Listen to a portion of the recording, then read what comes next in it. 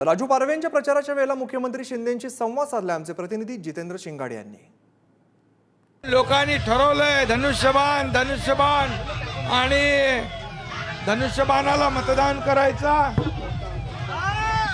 धनुष्यबाणाला मतदान करायचा आणि राजू पारवे यांना विजयी करायचा हा निर्धार केलेला आहे। आणि पुन्हा एकदा ते आदरणीय प्रधानमंत्री नरेंद्र मोदीजींना तिसऱ्यांदा प्रधानमंत्री बनवण्याचा निर्धार जनतेने केला आहे।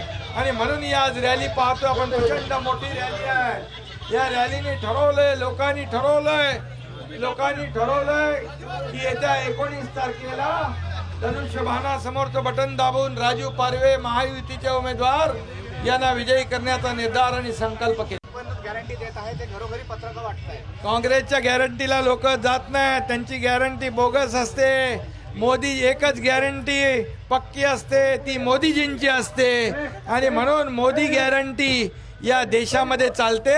इतर लोकांची गॅरंटी फेल झाली आहे। रामनवमी आहे आज, रामनवमी विषय काय सांगा? रामनवमीच्या सगळ्यांना शुभेच्छा। जय श्रीराम, जय जय श्रीराम। अयोध्येमध्ये राम मंदिर बांधल्यानंतर पहिली रामनवमी आहे आणि म्हणून सगळीकडे उत्साहात साजरी होते।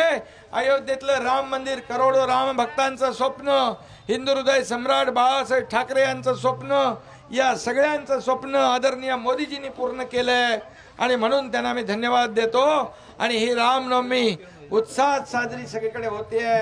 मी मतदारांना धन्यवाद देतो। मतदारांना एकच सांगतो, हा राजू पारवे तुमच्या सेवेला हजर होईल आणि या रामटेकचा विकास करेल। आज प्रचंड उन्हात तुम्ही फिरताय, नागरिक देखील मोठ्या प्रमाणात दिसतंय, कार्यकर्तेही आहेत, म्हणून याचा राजू पारवे याचा विजय पक्का आहे। लोकांनी ठरवलंय म्हणून हे चित्र पाहतोय आपण।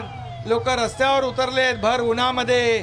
माझ्या माता भगिनी आहेत, माझे बांधव आहेत, माझे तरुण आहेत, माझे वयोवृद्ध लोक आहेत, मुलं आहेत, सगळे या ठिकाणी राजूला आशीर्वाद द्यायला आले।